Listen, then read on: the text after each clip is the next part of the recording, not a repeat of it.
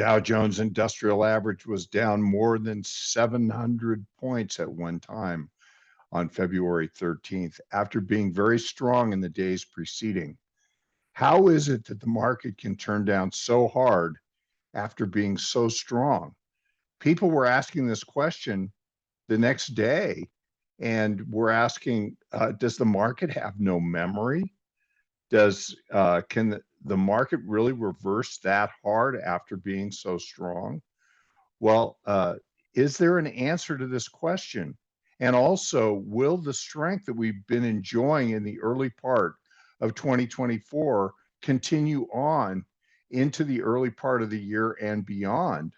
Or are we set up for some kind of a reversal?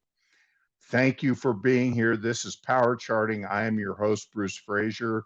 We are going to spend a little bit of time on this subject from a Wyckofian perspective and see if we can't figure out what's going on here. So let's have a look. First, I would like to invite you to check out the weekly Wyckoff market discussion, which Roman Bogomazov and I do every Wednesday afternoon at 3 o'clock Pacific time. Keep an eye open for a free session, which will be coming up in the next few weeks, I'm sure, and I will announce it right here on Power Charting. But each week, Roman and I cover the financial markets in depth, going through what's going on right up to the minute. And it's a wonderful time. We cover a lot of ground. I think we're doing a great job, and we have a great community. Also, go to Wyckoff Analytics for much free content on the Wyckoff method. It's a great website that Roman and his team have put together, and I think you're really going to find a lot of useful material there.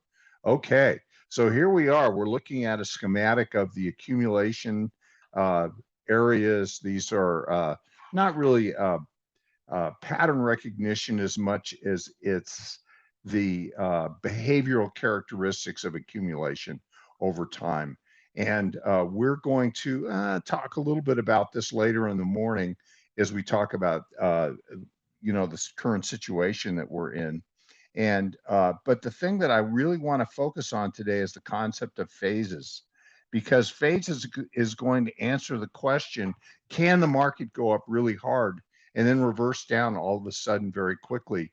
Does the market in fact have no memory, or does the market have an intention? Does it have a purpose? And so we will pursue that.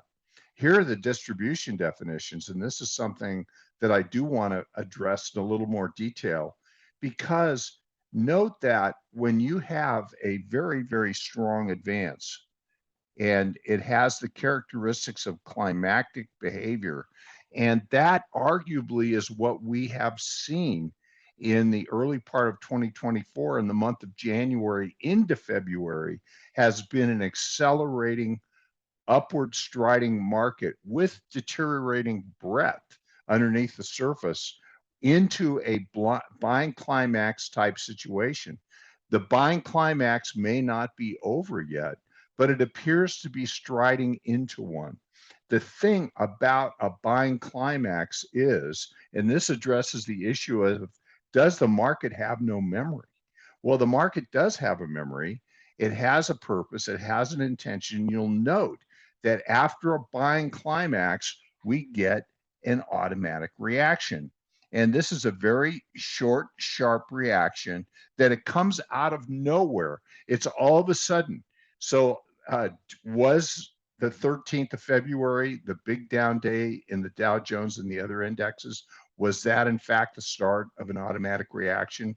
Well, we don't know for sure, but we're keeping an eye on that possibility because the market has not yet gone to another new high yet. And so we will be watching closely for that event.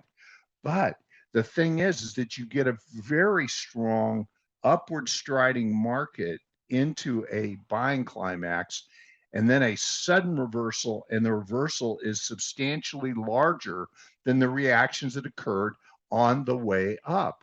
It is a change of character in the way the market's behaving.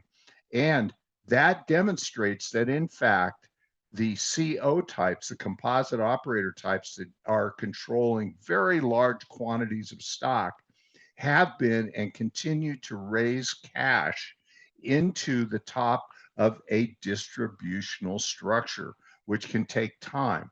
And so we ask the question, is this the initiation potentially of distribution? Well, only time will tell for sure, but we are asking that question now. But there's another question to ask, and that is and I'm going to go right to this chart, and then I'll come back to the prior, is buying climaxes occur when you are stopping in advance after a very sharp upward stride and going into a range bound condition that we call a reaccumulation. And a reaccumulation is a pause in an uptrend where the market will go into a period, typically months, sometimes it's more than a year, of sideways trading or consolidation where stock goes from weak hands because it's been distributed into weak hands into strong hands for the next move up. These are very important pauses, resting places for the stock market, and they happen all the time in individual stocks, in indexes, in commodities and futures, and the bond market, and they happen over and over and over, and they're very powerful. They're extremely tactically important to Wyckofians. So is it possible, because here's the key point I want to make, is that reaccumulations begin with the buying climax and an automatic reaction. And so we can see that a reaccumulation will start in the same manner as a distribution. The difference being that as the unfolding of the reaccumulation occurs, you get a change in the behavior of price and volume. And we are doing more and more case studies on what Wyckoff called tape reading, which is the idea of how can you tell the difference between distributional structures, supply characteristics coming in, and absorption and reaccumulation, which will lead to another uptrend later on. And that is what tape reading does, is it gives us clues up into the juncture where we want to get to work and start to trade the new emerging uptrend, if it is, in fact, reaccumulation. And so this is a little bit about what we're going to talk about today. Now, I want to draw a parallel or an analog to the distributional top that we had back in 2021. And that is over here. And this is the Nasdaq 100. And you can see the distributional structure here. And there was a very long upward stride of the market with an important advance here, which became a buying climax. Note the persistency of the advance, upward, upward, upward with acceleration, and then a final short-term upthrusting action into a buying climax, which produced an automatic reaction. And it came suddenly out of the blue after a very strong upward day or two at the conclusion of the upward event. Now, note here that there's a very similar characteristic taking place, that into the high day here, excuse me, we had an acceleration of the upward stride of the market into the highs, and it produced a sudden sharp reaction. And the sudden sharp reaction has so far stopped, and it's attempting to retest the highs of that accelerating moment that we had just a few days ago. So there's similarities between then, 2021, and now. And this comes after a rather substantial advance from the end of October, which had acceleration starting in the beginning of 2024 into new high ground. And so this yellow area here is the resistance formed by the the distributional top, which began the bear market of 2022. And so we see here, very importantly, that there is some similarities between the conclusion of the advance then to now. What we ask though is this a beginning of distribution, as was the case in 2021, 22? Or is it possibly the formation of reaccumulation? And all we have at this point is some conjecture, but we can make some maybe informed opinions about this, and then we can test for our hypothesis as data unfolds for us. And also do note, this is the stocks above the 50-day moving average on the NDX. And so even as the MAG 7 continued to help push the market higher and higher in the month of January, that the stocks above their 50-day moving average was deteriorating. We've talked about this in the past, overbought condition and then deterioration. This is the Nasdaq composite. This is all the stocks in the Nasdaq, and you can see here that it is even weaker. And right now it's at the level of about 50%. Only half the stocks in the Nasdaq are above their 50-day moving average, and we are defining that as a form of an uptrend. So very interesting place. Okay, so moving on, we talked about reaccumulation. Here is the S&P 500, and just to illustrate the point again, look at the acceleration here into the buying climax, which runs up into the overbought stride of the trend channel here, and then reverses, has a test, and fails into an automatic reaction. So we want to be very alert to the possibility of a test. Went to a minor new high at that point right there, and then boom, down it went. Then subsequently, it had a rally into year end, and this produced a higher high, which immediately failed. So look at the strength, followed by very sharp weakness, which was even greater after that upthrusting action. That's why the market has intent, maybe not necessarily memory, but it has intent. And the intent, look at this advance into an LPSY. Look at the acceleration up and then the immediate rejection of that advance and reversal back down again. So markets can do very volatile, very amazing things and do them suddenly. But the thing that we want to be aware of is that the very large interest, the composite operator types, are the ones that have the agenda of either buying stock, absorbing it for a move up, or selling stock for a move down. So with that in mind, let us turn our attention. I want to also point out here, look at as the market pushed up. So you can see at the buying climax peak, we had a overbought condition for the stocks above the 50-day moving average on the New York Stock Exchange. And at the upthrusting action at the end of the year, we actually had a lower high. That is a negative divergence taking place at the peak there. It was a very important warning for us. And if you go back and look at this one, you can see, look at this divergence that occurred right here, buying climax peak, and then a test of that, a secondary test to a lower high. Look at the divergence. It's already failing and turning down. And also the Nasdaq composite broader index was even weaker. That's kind of the case that we're seeing here today. Similar circumstances. Okay. So now let's keep going. We've got more to do here. Is there an analog that we want to draw? You can see the acceleration here into these highs, and then this very sharp reaction. Now we're attempting to test. We want to see if volume diminishes on the test, and also spread and range of the bars into the test narrow as volume diminishes. There may be very high volume on the high day. We would be very suspicious that that's supply. And that's part of our tape reading work that we have been doing together recently. And so also notice how high the volume is in here as the market's going up. I suspect that the CO types have been raising cash on a rising scale into these highs.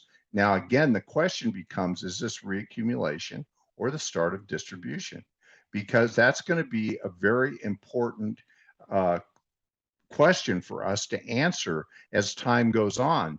And we only have the thinnest of evidence right now, one way or the other. But we do know that advances that are very strong are going to pause along the way, and that these pauses are the pauses that refresh. And if this is an ongoing uptrend, and we'll address that in a minute, it deserves a pause after breaking out to do highs above the highs of the bull market peak of 21, and it may even be able to pull back to where it broke out. Now, note here that this might be an important analog for us, because note that on this buying climb action, this automatic reaction, it pulled back to preliminary supply, which is this important peak right here. And I contend that this may very well represent preliminary supply in our upward advance, and this might be a place that the market would be able to pull back to, which is very close to the 50-day moving average. And this could be a potential stopping place. And then thereafter, we know that we draw resistance at the buying climax, support at the automatic reaction, and then we look to see how it is range bound between those 2 points as we go forward in time. And we have yet to know whether that's actually going to happen or not. It may just keep going higher. This is a chart that I did in October of 2022. And at that time, you can see that I had swing trading point and figure counts that worked out beautifully. And we were able to trade these small swing trading accumulations for upward runs on a very short-term swing basis, because we were still asking the question, is this accumulation? Is this a range-bound condition for accumulation or redistribution? And we thought that we were seeing the evidence and elements of accumulation. Here's another one here. This is a throw under this low. And at the time I called it a spring. Some would call it a secondary test. Both are right, neither are wrong. I tend to think of springs as occurring as the conclusion of accumulation, subject for another day. But this count gave us a run back up to this 4175 area. And we said, once you get up to this area, we're going to build a larger count. So here we are. It's exactly what happened. We had this rally, took us up to this area, and then we were able to build a bigger accumulation count. Note the higher low that occurred after our deep secondary spring, which also went into our redistribution count. Sorry about that. And you look at this beautiful count that we got, and it fulfilled that count and rallied up, suggesting that we were going to get a either likely accumulation. We thought at the time we were among the few. And here is the count that I had, 5075 to 5350, if we counted over to here. And this count was 6275 to 6550. And nobody thought we could get up to the bull market peak at that time. There was very deep pessimism for the market at that time. And so, we did the count, and we said this has the characteristics of accumulation. It may not be done yet. Well, let's talk about what in fact happened. So this point figure chart is a 3-box reversal chart, and it covers the entirety of this accumulation area. Note how beautiful this is. It has a hinge. Note the hinge that's occurring, which is a series of lower highs, higher lows. Once the hinge is broken out, it jumps up, pulls back. Now let's take some point figure counts of this area. I'm just going to put them all up so you can see them. So here is the this reaccumulation count, beautiful reaccumulation, 2018 to 2020. It gave us a count to upwards of 5,000. And that's exactly where we went. We went to 4,800. And then we had our little bear market, an accumulation count formed in this area. We take 2 counts. The smaller one is from the last point of support to the low, counts 4850 to 5200. The bigger count, and let's get that on here, 6350 to 6700. We have just hit the count area of the 5,000 zone, which nobody thought we could get to, but we got there, and we are at a slight new high at this level. And that, I believe, also is the reason that we could see additional resting, pausing for another move. Now let's do a 1-box reversal swing count on the SPY. The prior was the S&P 500. This count here, now I just going right to this count because I'm running out of time, but this is the count we really care about. This count is a reaccumulation. Again, note the characteristics here. Sign of strength. So climax, automatic reaction, range bound condition, and this is in 2022, late 22. Then it goes up to a new high, but pulls all the way back to a higher low. Now we have somewhat of a hinge characteristic, resistance forming at the 410 area. But look, we have a backup, which is a very shallow reaction at resistance. It then accelerates out of this zone, gives us a count. So we take it from the low, back up to the low, 19 columns, and this gives us a count up to 465 to 495. And in fact, and then there's a little distribution count here that worked out reasonably well. It was 1 box short of counting. So the count went to 410. This actually went to 415. So pretty good count on a short-term basis. But I want to point out that we've been up to 503.50 so far. And that means that we could put an X in the 500, but we can't put one in the 550. 495, we've gone 1 box throw over of the 495 count area. And this is where we started to see supply come in with that big down day that we had on the 13th. And so if this continues to just trade in this area or falls back into this count zone, we will determine that this was in fact a very good point and figure count. So we have had a really good rally off of this area in 2023, and this rally has fulfilled its count objective. And so here it is, and the confirmation that this is a good count will be a sudden and relatively sharp reversal back into the structure. And so that is our point and figure evidence on a swing basis for where we are. Okay, so let's just keep going here. And this is the triple Qs, and you can see here an accumulation structure, 1 box reversal. I've done something a little bit unique here, which is that I had and these will come into play, these little pieces here will come into play in a second. So, but this count of this accumulation area went 406 to 456.99 on a 3% scaling box. This is logarithmic scaling. Very powerful technique in point and figure analysis. More on this subject at a later time. But now I want to show you where we've in fact gone. So here's a accumulation structure, 23 to 22, similar to what we just counted with the S&P. And this beautiful structure, 20 columns, counts up 476 to 423. But the other part is that we took the larger count, and this larger count counts up to 399.11 to 449.46. And so you can see here that we have and a reaccumulation that went up to 432.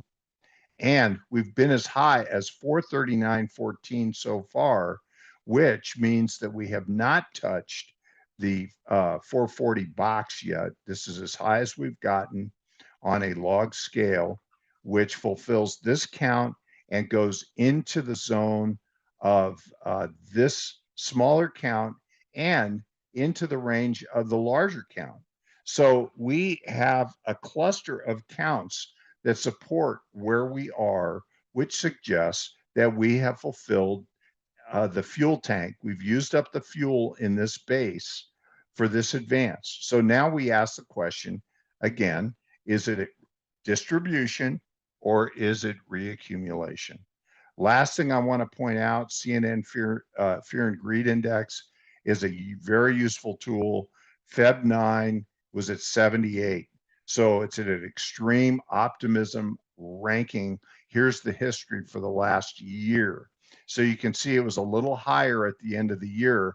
All of the sentiment gauges that we have been looking at, AAII, NAAIM, Fear and Greed, all made their high sentiment readings at the end of 2023 and have gone up to a lower high so far. I think that's because the breadth of the market is weaker and that people are seeing that their portfolios are not going up with the market, and it's making them slightly less optimistic. But optimism is high. And what that tells us is that the public has invested in the market at this time. Okay, so now we're going to look at the decennial pattern. This is our final slide of the day. And I want to show you that the Dow Jones, this is the 10-year decennial. We've talked about it in the past, pointing out that the 0 year, the 1 year, the 2 year tend to be when we have bear markets. And the 0 year was unusual because we had the COVID rally. And at the end of 2021 is when we got our high, and we didn't get a high here in early 21. So we had a bear, and it did make a low in the second year, but it made it a little later, made it around October. And then since then, as we just illustrated with our point figure structure, is that you can see here that we have an upward stride of the market, which we did in the point and figure work, which gave us a count, which gave us the upward stride of the market. And note that at the end of 2023, we have a very sharp rally. This could be October, November, very sharp rally into the new year, 2024, into the fourth year, which is an election year. And you can see that that could very well be where we are right now, and that we have had a very good run, climactic surge, just as this would suggest. And look at what the rest of 2024 looks like from the perspective of the decennial. It's a trading range, which arguably is a reaccumulation. And why wouldn't we get a pause and a reaccumulation after breaking to new highs above the bull market high of 2021? And so this is the pause that refreshes. Also, because it is an election year, and not every fourth year in the decennial is an election year, but in this case it is that we could very well have somewhat of a tumultuous year that could have an effect on stock prices and keep them from going higher. But if we have a range-bound condition that's a reaccumulation, that could be very encouraging for higher prices in the future. And what I really want to emphasize here is look at the fifth year. If this is in fact all accumulation, and this is fuel for an advance, the fifth year could be the very best year of the decade. Now, this is conjecture for us at this point. We obviously can't know. We always take things with Wyckoff with a tape reading orientation. We let the market tell us where it wants to go. But isn't this interesting? Because so far, it appears that we have a script that is working out based on how the market has been trading. And I have put here the accumulation schematic so that we can see it compared to the structure that we have. And also note that this reaccumulation here could very well be this sign of strength advance that comes out of the accumulation and then pauses for a period of time before continuing in what we call phase E, which is the advance into an uptrend, a markup phase, which is where we as Wyckofians have our interest. We want to participate in these important uptrends. And I think the strength that we had from the end of last year into where we are now is incredibly important because it has taken us to new highs. It is a sign of strength, and it has the potential to show us a reaccumulation, and there could be great trading opportunities in 2024 based on this scenario, but we're going to let the market tell us when and how it wants to do that, if at all. And so last thing I want to do is put these Wyckoff elements on this chart as you can see them on the schematic. They're not all on there. I'm just showing these as a suggestion, really, about how there could be this alignment between this accumulation and the decennial. And then the last thing is, let's just put this right over the top and ask the question, is this in fact what we are in the process of developing now? And if that's the case, and what I've done here is I've made it transparent so that you could see how these relationships have somewhat of a family resemblance to our accumulation and the decennial together. And so very compelling idea. Again, we have to let the Wyckoff method really guide our decision making. But this is, in my mind, very encouraging for the emergence of a new bull market, early completion of an accumulation, which could lead to a more important uptrend in the future. And with that, thank you so much for being here. It's been a blast, and I really appreciate your viewing these sessions, and we will do it again next time. And so long for now.